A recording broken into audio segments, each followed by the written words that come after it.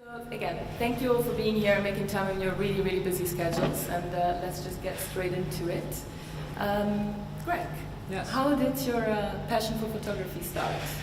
Well, my dad is a big collector, so as a kid, I always got dragged along to these boring dealers. And while he was rummaging around and I was sort of, nagging him ready to go, I guess eventually osmosis kind of works. And being around it, I guess at a certain point I realized it was quite a luxury to actually be privy to all these conversations and to hear dealers talk about photography. He has a very big collection of 19th century photography, and a lot of those dealers were definitely scholars, and so I feel that sort of, I don't know, somehow it sunk in. And then you grow up and eventually you realize you're kind of just like, all that stuff that you thought you were trying to get away from. But was there anything specific that you saw at some point that made you think, wow, specific work that really... I think, over time you cultivate your eye, and you're not, one of the great journeys you do as a collector is kind of discovering more about yourself. I think that is one of the great things that I like about it, is that often you learn by what appeals to you, more about who you are, and just the more exposure you have to art and works, and specifically photography and things that you collect, the things you gravitate towards. I think you start to. It's a lifelong journey. So is there anything in specific that you've maybe brought here today? We've asked you to bring some images. Yeah, I have some things I can talk about. So the first one I actually chose because it's probably the first proper thing I bought where I felt, okay, well now I have to consider myself a collector. Before then I had some works from a friend of mine who were artists and bought a few things at student art fairs, but this, I guess, was a significant purchase at the time. This is an Adam Foos daguerreotype. It's recently made, but using probably the first, most we consider the first photographic process. And I chose it because this is probably exactly the worst way to appreciate this image. When I first saw it, I felt like this magical treasure was being unearthed. I've seen plenty of daguerreotypes, but this is so big. The plate, it's sort of that size, and extremely, because it's made recently, extremely, the surface is a mirror. Sometimes it's a positive, sometimes it's a negative. It, seems very mercurial. It feels a very magical quality about it, and you can only appreciate that in person, and it's a very intimate object too. So I guess the first point, I suppose, I would like to make about photography and collecting when you're starting out as a young collector yourself is you definitely have to see it in the flesh. You have to see it in person. It's impossible to judge. I mean, I'm sure there's plenty of works that is meant to be seen digitally or on a phone or on a web page, but this is definitely an object that must be seen up close to be appreciated. Okay. And so, I don't know if, do you want to... What about Alia? Was there a specific image that struck you? Did you have the same experience? For me, the act of collecting has been more... It's taken me actually a few years to really understand it myself in terms of my own journey and my own involvements in the art world and with artists and works of art, is that I realize I collect experiences and then I collect mementos of those experiences, and that even means for instance the images that I've chosen are images of works of art that are either made by friends of mine or are made because I had a relationship with an institution or a friendship with that artist, with that photographer.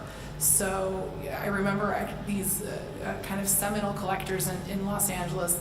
They're in their 80s now, and these kind of incredible people. They once told me when I went to visit them, and they serve as almost my pseudo godparents / grandparents in the art world. They're like, we never ever meet an artist before we decide to collect their work, and I think I'm perhaps the exact opposite of that. But for my life in the art world is a very different life than, of course, theirs, and they really think very hard about the work itself, what that work means, how it situates in their collection, how it would even situate within a museum, which their collection will end up in one. For me, the works I have on the walls in my house, and even the books. I always love. I never will accept a book from someone unless they sign it. Mm-hmm. So it's about those. So there's actually a those really moments. personal link to it. Yeah. What about some of the images that you brought? Is there any specific work that you would like to talk about? I guess. Well, I think since we're here, maybe the Anton Corbijn portrait. I think we were. Can we see? Yeah, there we go.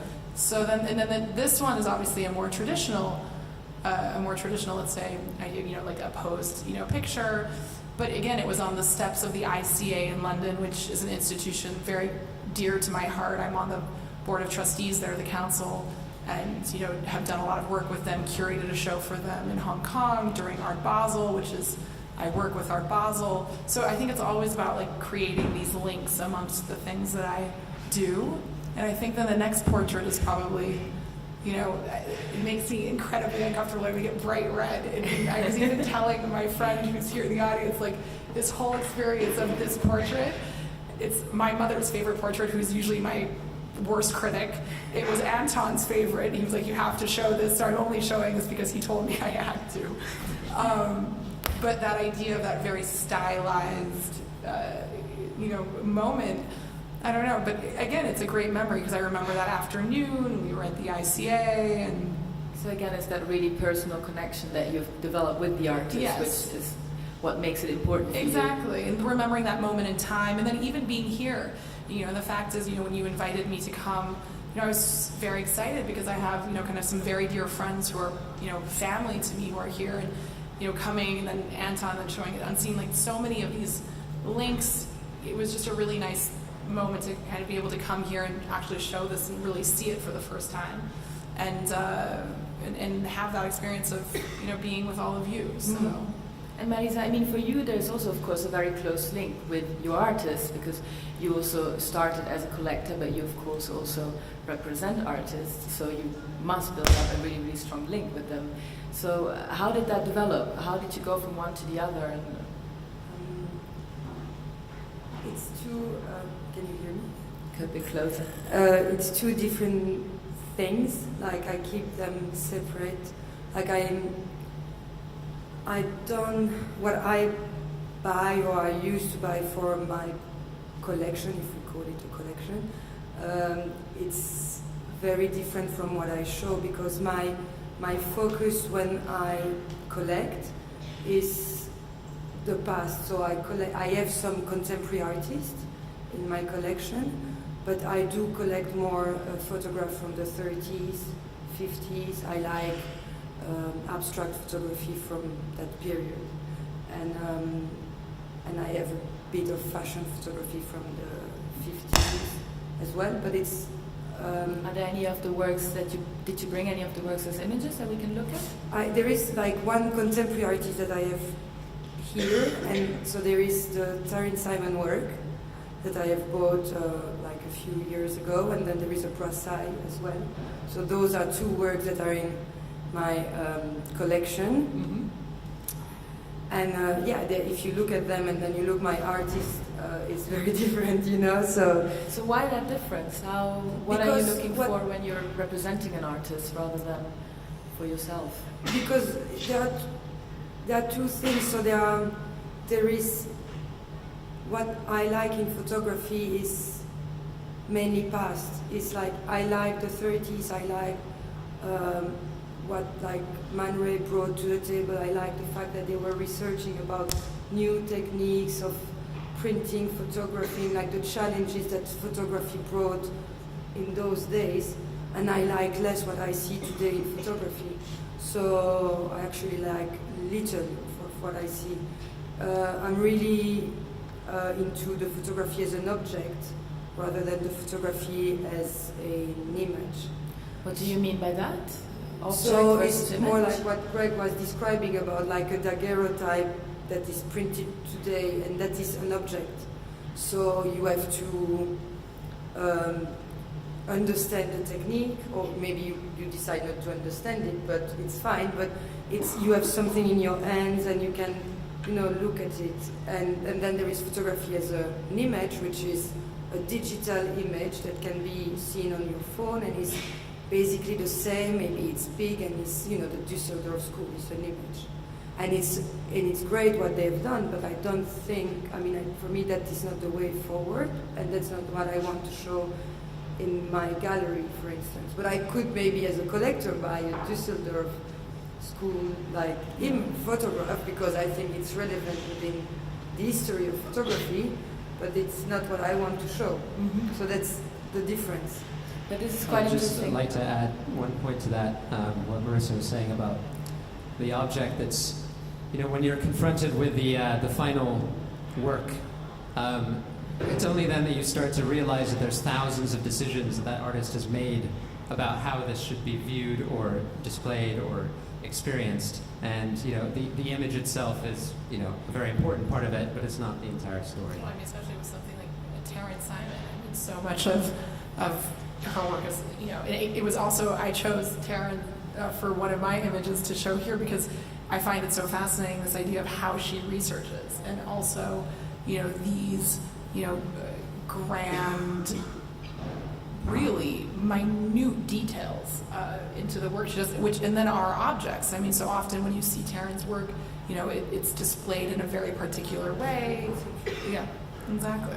But so thinking about the medium, because this is also looking at the photograph as an object or instead of an image, how do you see, when we're talking, because of course here we're concentrating on photography, are there any differences to the medium of photography compared to other works, other artworks?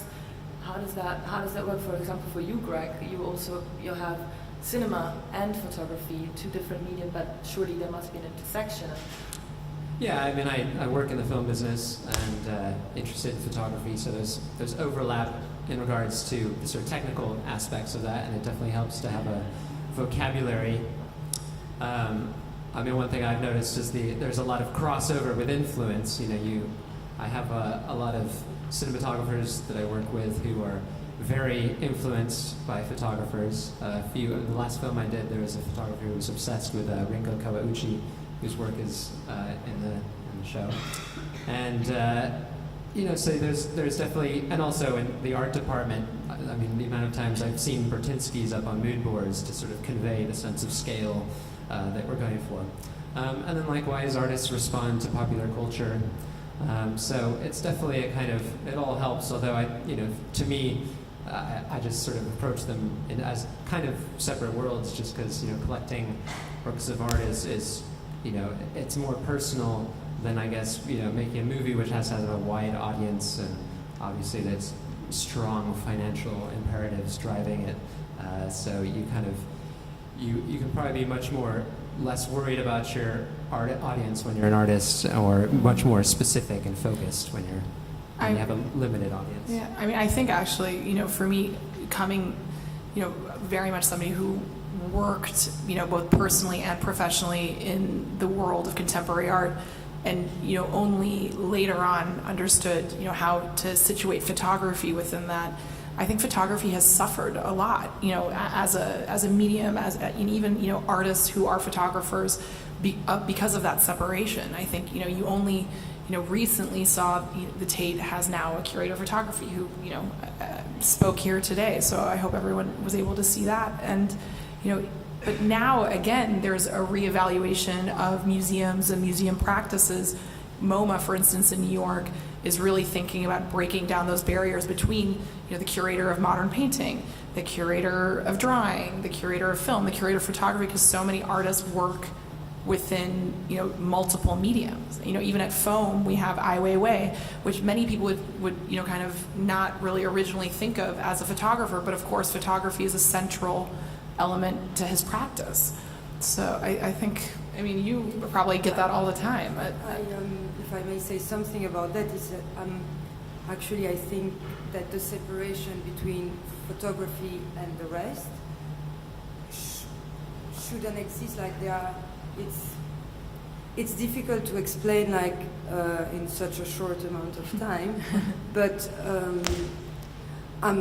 I agree with, when I read that article that was announcing that the MoMA was removing all of those separation, I was very happy, because I feel like the only reason why photography needs to be segregated is for conservation reasons, maybe, but for other reasons I think they should be like, like it's like it is now, but it shouldn't be such a big difference between artists using photography and then the other ones, because if you go to art schools, it's even there. Like when I talk to young artists and I ask them what do they do, like they don't really know, like they can't label themselves into one medium, because it's like we are in the post-internet era, so like we all are mixing everything. Like we have concept stores, like all the world is becoming one. So I don't see why in art we have to stick with labels. And actually, as much as I like, fairs like this one, like Unseen, or other fairs that are focused on photography, I think it's a pity, because it's a pity that still nowadays we need to segregate the medium. But what about in terms of audience?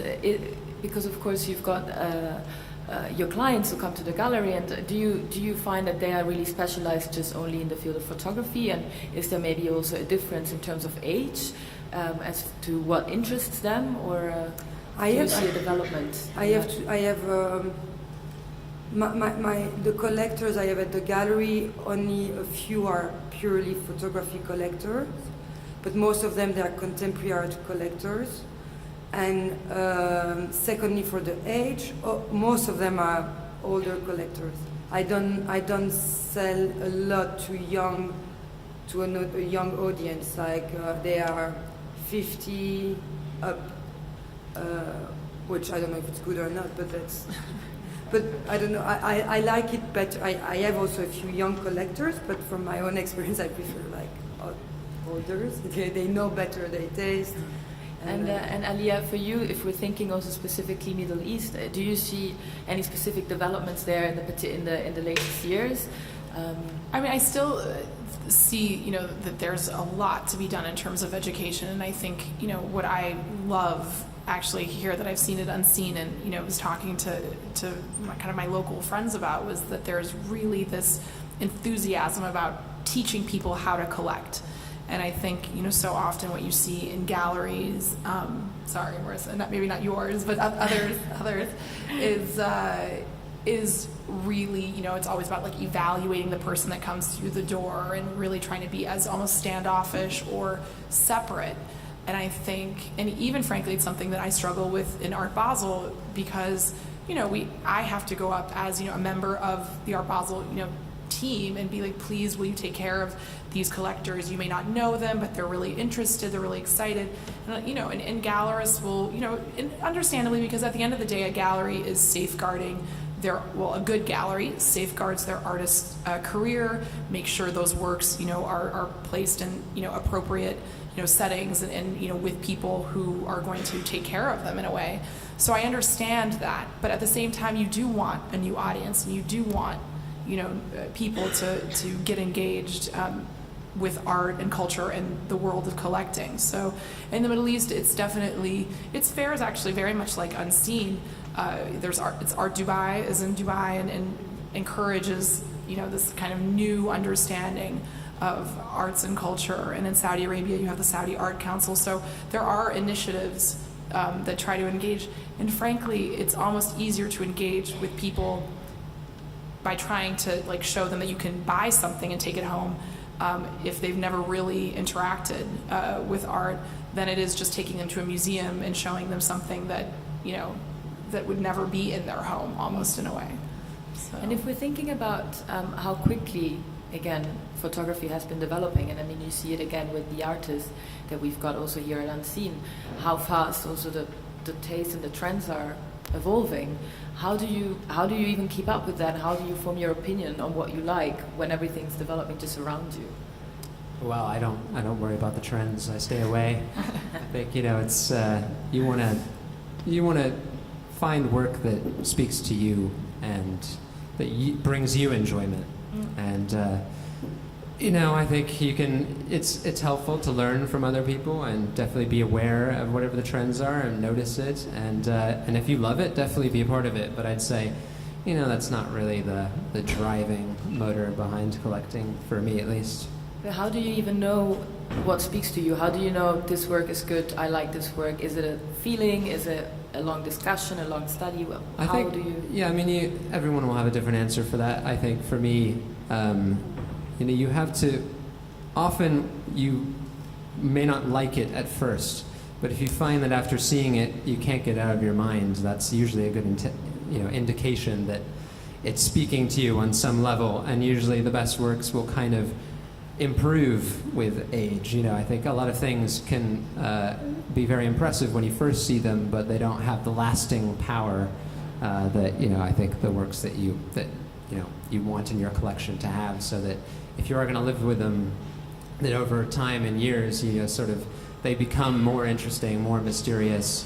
The conversation goes on, and also as you change, your dialogue with that work of art can also change over time. And so, it's rare to find that, but that's definitely I think one of the goals for me with collecting. Is that actually something that you have as well, Marisa? Because I remember you once told me about how you choose the artist for the gallery, and you know immediately if you like them, or is it? I wanted to say something when Alia said about the old collectors not willing to meet the artist. For me, it's a bit the same. Either when I buy or when I try to find an artist, when you meet the artist for the gallery, of course you have to meet him, but I never do any research on him before going to the studio, for instance. For instance, when you take like patron groups and things like that, I don't like the visits because they tell too much, too quickly. So I like to be immersed and have my own opinion, and have try to understand the work, and then know, and then ask questions. And I remember one day I went to visit an artist studio, and the artist was very excited, and he started to explain to me so many things, and I became rude, and I was like, is your work so bad that you have to explain so many things? And he was like, what? And I said, look, let me enjoy it, and then I'll ask you questions. And then maybe I don't like it, maybe I like it, but we will see later, and if I don't like it, other people will like it. It's fine. I'm not the only person to assess your work, so it's totally fine. And he was going J. Joplin and I'm like, I don't care, just leave me alone. So I just left the studio and never, but it's and it's the same when as a collector I go and try to buy things. If the gallerist explain too much to me, I'm kind of turned off, really, because but I know, and for me that's the difficult part as a gallerist then, is that I have learned to explain the work to people. Because at the beginning I was saying nothing, thinking everyone was like me. So and you're very good. I remember you showed me the work in Photo London, which I now saw in the museum had sheep in the show. And I remember your explanation. So it's very good because I knew what I was looking at because you told me. Yeah, I know, but now I do explain to people because I know people like to hear what it is about, and I need to sell the work in the sense of explaining the work.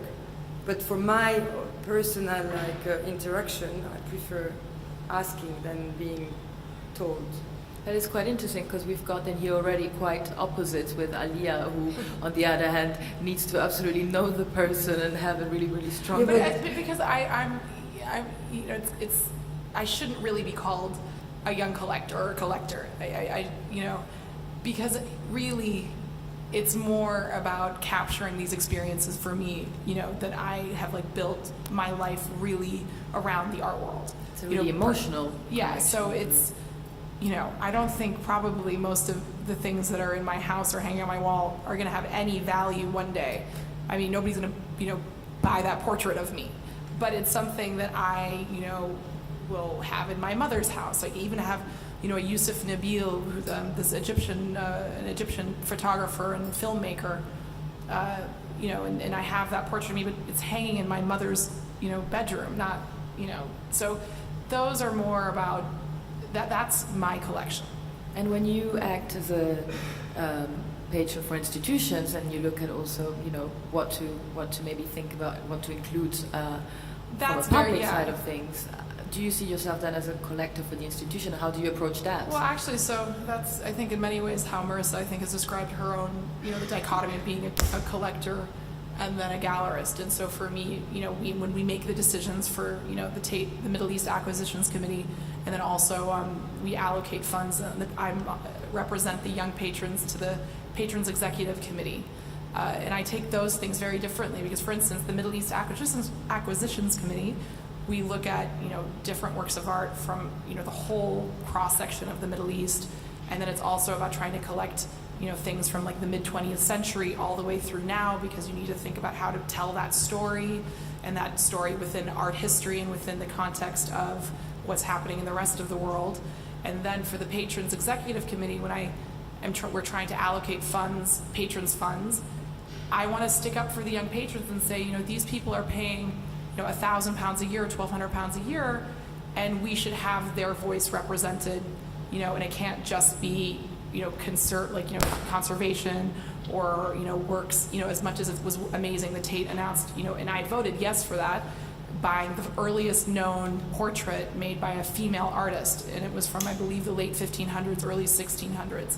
But at the same time, I want the young patrons to be supporting, the Alexander McQueen show and things like that. So you have to think of who's putting in those funds, who the audience are, and that's what an institution is supposed to do. I mean, you must obviously also have to think about that, I think, in terms of, your works and your family. And, Yeah, no, definitely. I mean, it's, you have to cater to the right audience all the time, and especially, with film business, you have to know your audience is the first rule. But yeah, I think it's okay. There's room for all these different points of views in the world of art, and if it's sort of an ecosystem where collectors are one part of that, where artists and dealers and then the institutions, I think, collectors are part of that conversation, also part of the, shepherds from the artists on their way to joining those big institutions. If they're good enough, if they, feel like that's, when they're ready for that step. So. Yeah.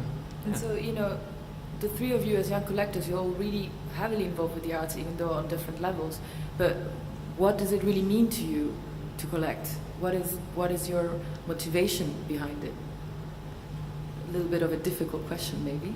Well, for me, I think, like I said, the experiences, but I don't know, Yeah, I think everyone will have their own different thing. I could talk briefly about some of the other pictures if there's time, because one of the most... How are we on time?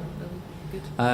I'll just be quick. So this is a David Birkin piece. This is similar to the Terrence Simons in that it helps to know a little bit about the context of the image to really appreciate it. So this is part of a series called Confessions, where people were invited to confess a secret that they'd never told anyone before. So the artist sets up the camera, gives them control of the shutter, leaves the room, and then the subject confesses their secret, and then closes the shutter when it's done. So it's sort of performance art and photography, but definitely, very thought-provoking to kind of, imagine. They're the only people that know what was said, or the subjects in those images, and then you can read into the body language what you will.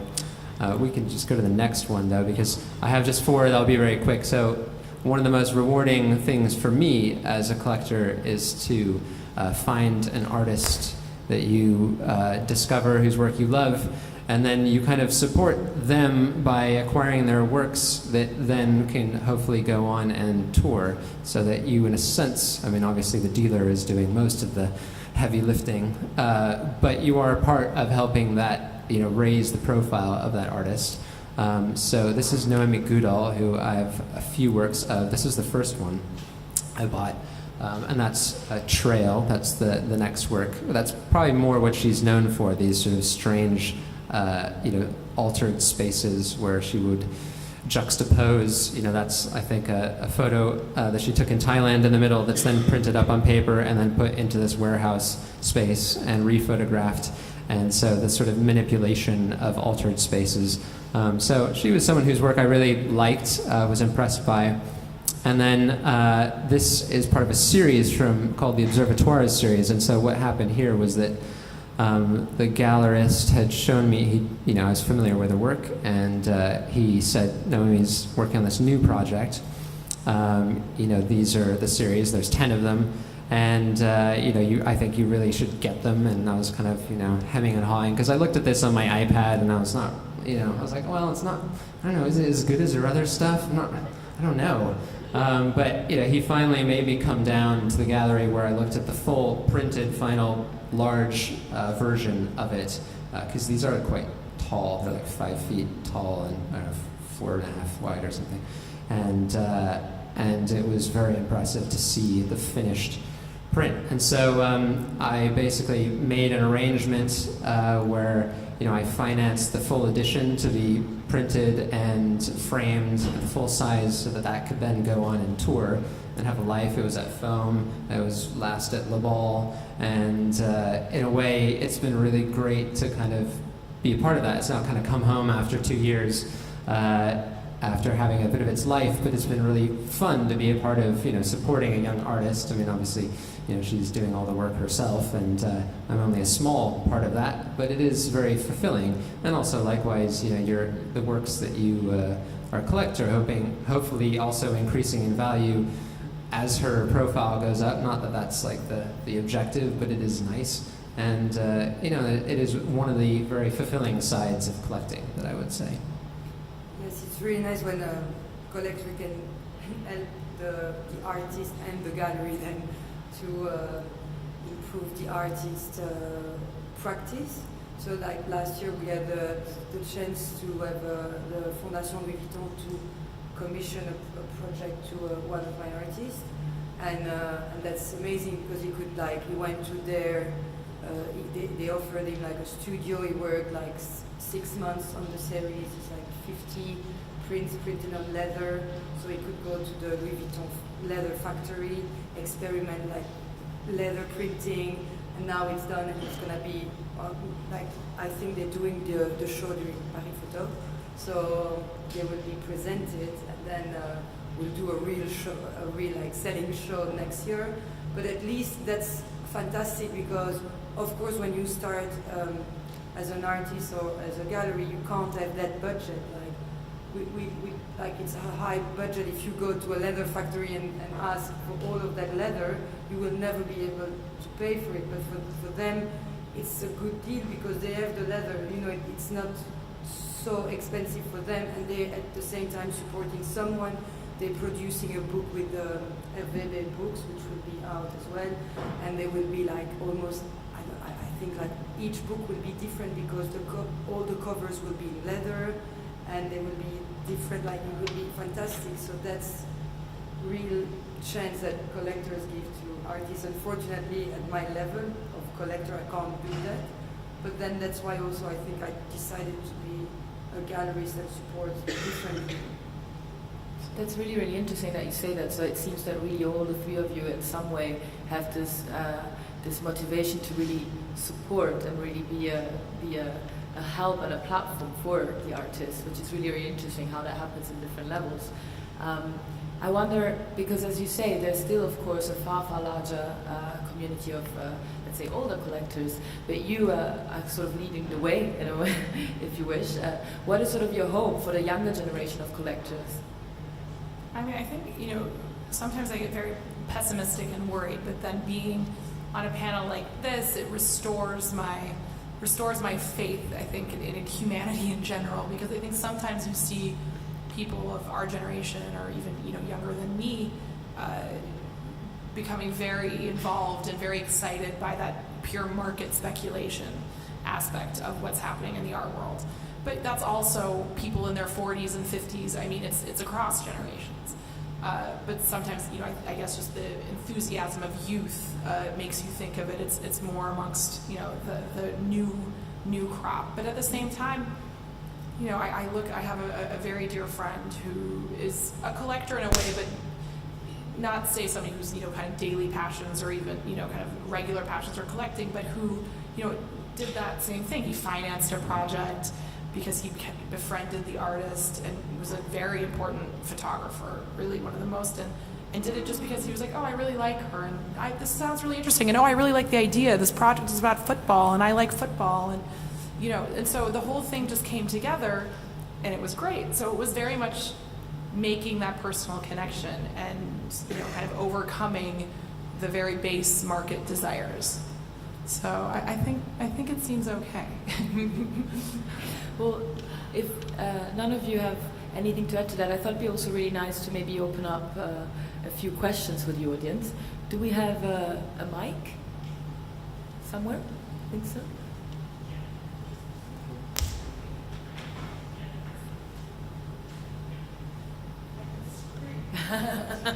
There it is. Coming.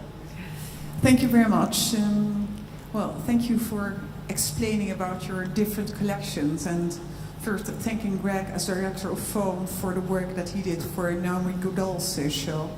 And that's exactly what I would like to stress a little bit about, because what I see is you follow an artist. You start by collecting and then follow the artist throughout, well, her career in this sense. And I was wondering, I love the work of Terence Simon that both of you brought forward. So I'm wondering... Actually, and he's probably the expert on it. Interesting that we all have a connection to Terence. Yeah, well, and Foam has too, because she was the winner of the Foam Paul Huff Award the first year. But I was wondering, do you follow artists as well? Do you try, once you've bought work of the artist, do you want to add new works to the collection? For me, very much, because it's about having that personal connection to the artist. So, I mean, that is very much, the ethos. And I don't necessarily know if because I just don't have the resources to, I'm not necessarily able to collect the artists later on, but, still having them as a part of my life is a very important thing. Visiting them, seeing them, helping support them when I can. So, for instance, I'm supporting Terrence's Art Angel project, but I'm not able to collect her works now. So, in that way. What about you, Marisa? Well, I can't do anything for Terence Simon, unfortunately. But I like her. And maybe a last question for you, Gregg, because I love the work that you showed, the daguerreotype. But I was wondering, is that kind of bridging your family collection and your own, the classical work of a young artist? Maybe, yeah. I mean, well, oddly enough, it was Bobby Hershkowitz who sold this to me. He was more known for his 19th century collection. I suspect he got it in a swap with the artist. But I think it's, yeah, I mean, this was a transition point for me, but also, I guess, relatively early in my learning what I was interested in as a collector as well. I think I can't really compete with my father. He's got such an impressive collection, so in a way I can only kind of go in different tangents that he's not doing, which inevitably I guess means more contemporary artists. He's kind of locked down the market on 19th century. But yeah, no, I think I certainly love, I love his collection. It's not, I would collect it if I could, or if you could even get any of those images anymore. I think we have another question in the audience, all the way to the back.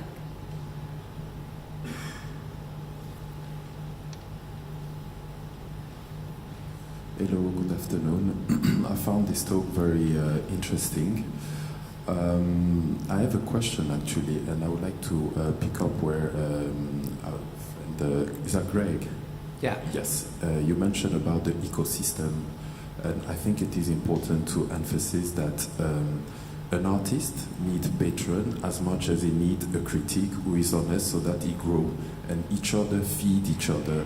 And I think it is important. We don't see that very often. I mean, our people don't emphasize that very often. But I have a question as far as collecting.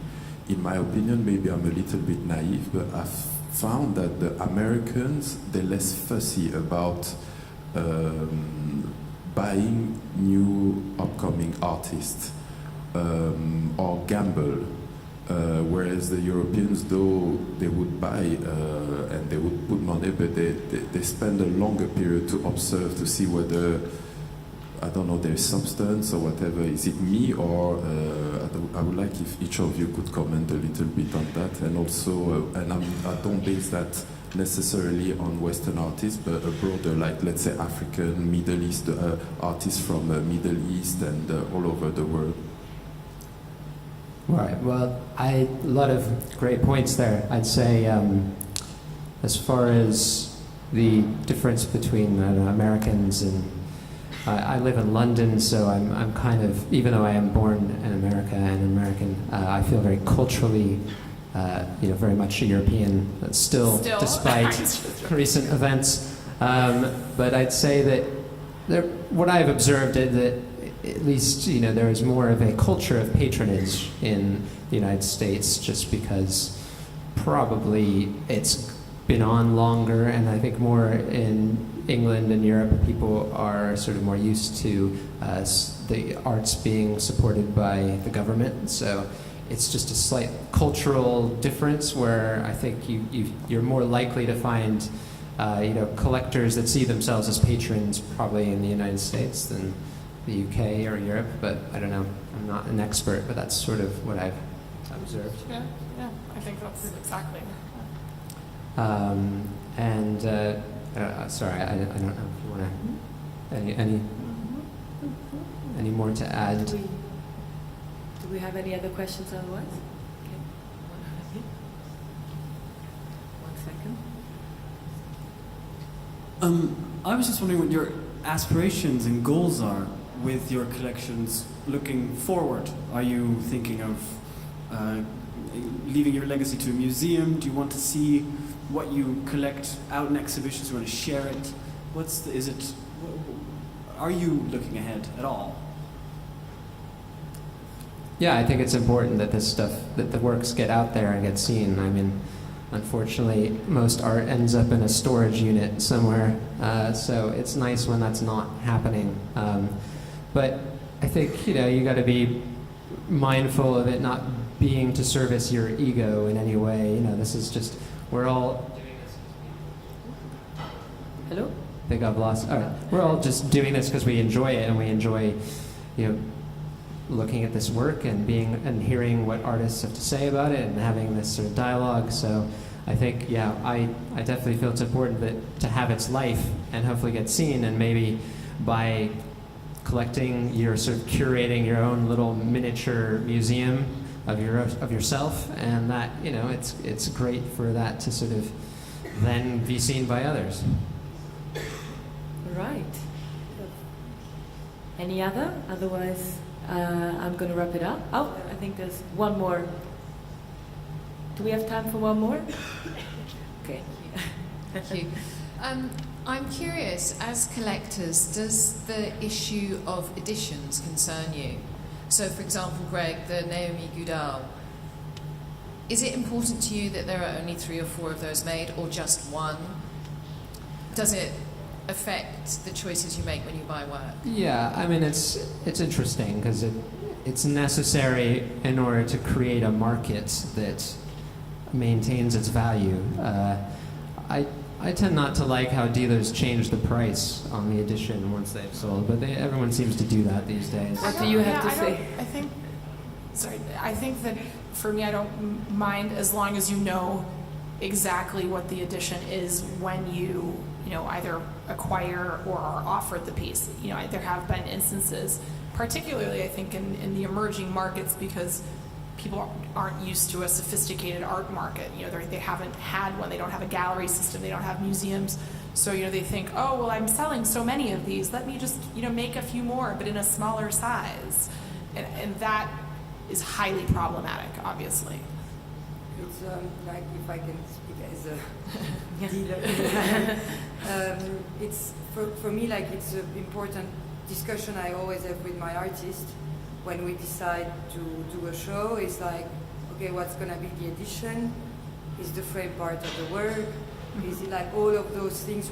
I always go through those questions with them, because when I have collectors coming, I want to be clear, and I want them to feel like I'm not trying to assess if the work will be like successful and then I decide on the edition. Absolutely. Because some people do that. So we need to be clear. But then for some artists, like one artist that I have, Anthony Cairns, is very different, because he prints the same image in different like, I would say, like medium. Like he uses screens, he uses metal plates, he uses what does he do? Like many different things. And then so he might use the same image on different medium, but it's because his research is exactly that. Like he sees photograph as they were looking at photograph in the 19th century, so a way to explore process. So he doesn't really care about the image, and he will use the image in different ways. And so you might, but some, like the screens, for instance, they are unique. But then This is the artist that you explained to me that's in Touched and yes. the show. And it's like, so you can see, and so, and what he likes is when a collector buys the same image in different process. Because for him, then it's like you have wrapped it, like you understand, you buy it in color type, you buy it in metal, like in aluminium, you buy it in screen, and then you have the three images, and it tells a story also about his research. So I think each artist is also specific. And, yeah, I'll just add one thing that was mentioned about the sizing. I did once buy a work from that was part of an edition. I don't know what it was, a small edition, and I won't name any names or anything. But I said it's really great, but it should be bigger. I think it would just be more impressive in a larger size. But that was the edition the artist done. So I bought one of those, and then 6 months later, it has been made as another edition in a bigger size. And I called up the dealer, and we came to an arrangement, and I traded in mine for the bigger size. So we were all happy in the end. But when you're collecting, don't be afraid to do those kinds of things with dealers. You gotta kind of, keep them in line a little bit. I think there was somebody in the back that had, maybe one last question before maybe we need to wrap it up. The music is starting. Sorry. Well, for those, thank you very much for what you tell us. And you told us about emotion, but at the same time, you are telling us also about coherence and how you build a collection. But how to find this coherence when you fall in love with a new artist with total different things? Because then your collection is going to go to a total other way. So how do you find this coherence? How do you build this collection actually? I think it's can I answer? I have when I started to collect, I had no intention, so I didn't have a big plan of doing IC cars. So I didn't think, okay, I'm gonna do a collection about cars and collect all the photographs I find about cars. But at the end of the day, like, it's your taste and it's your personality that is expressed. If you really go through your emotion and what gives you inspiration or trigger anything in your brain, when you see that image, then at the end, when you put them all together, you understand it's the same person that was behind the selection, because they must be. If you understand that as well when people speculate, like they have that collection about hot artists, and it's like, so I guess the motivation behind is purely emotion or is purely financial or whatever will be seen after, and you don't really need to have a specific focus, and you can just go with the flow. All right. Well, I think we could be sitting here all afternoon asking you questions, so that we need to wrap it up. So thank you again so much for chatting with us. Thank you. And Thank you. thanks to all of you as well.